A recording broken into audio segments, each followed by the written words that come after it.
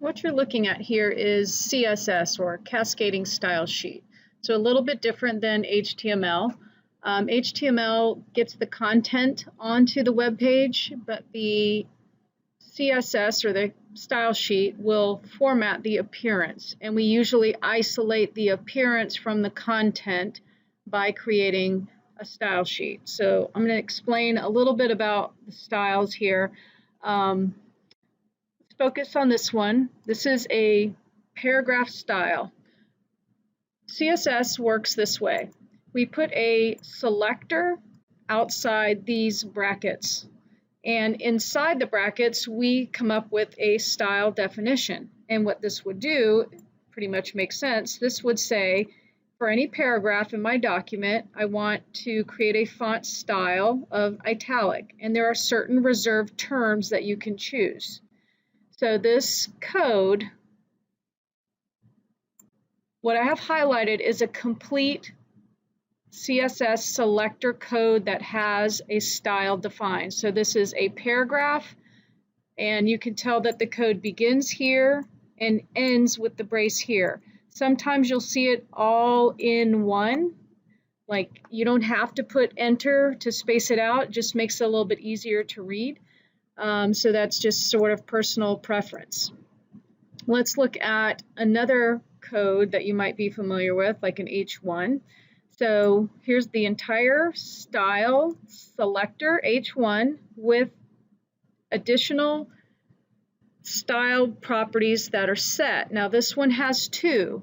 So you always have one side here on the left of the colon.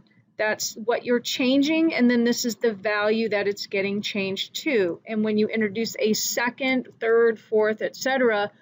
change to an H1 tag, we separate with a semicolon. So this is just showing you the structure.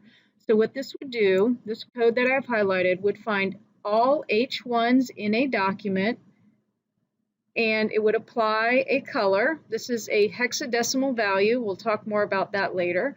It's going to make all of them appear with this color value.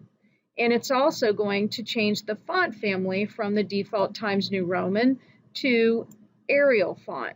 And when you see more than one font listed, separated by a comma, it's creating a list of substitute fonts. We'll talk more about that later, but if I didn't have the sans serif on here, that's fine. It would just be Arial. But each style definition ends with a semicolon. Once the selector has been, you have all of the changes for the selector, you close it with the curly brace.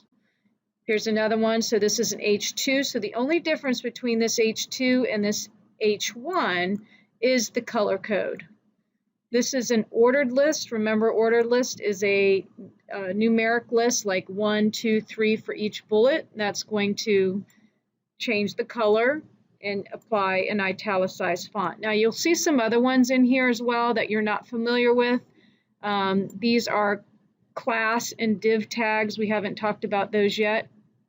Let's jump down to the last grouping here, which are A tags. And we know that A tags are hyperlinks. So there's different ways of formatting the appearance of a hyperlink.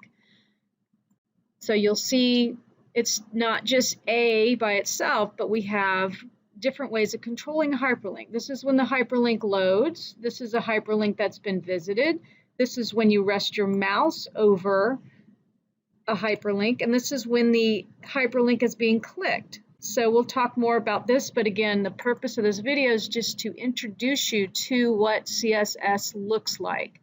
So in this case, what this code that I have highlighted would do is change the text color, that's what the color code does, to whatever this color value is, and it's going to set the text decoration to none. And you haven't learned about that yet, but if you think about it, all hyperlinks by default are blue and underlined. So this text decoration of none will actually remove the underline.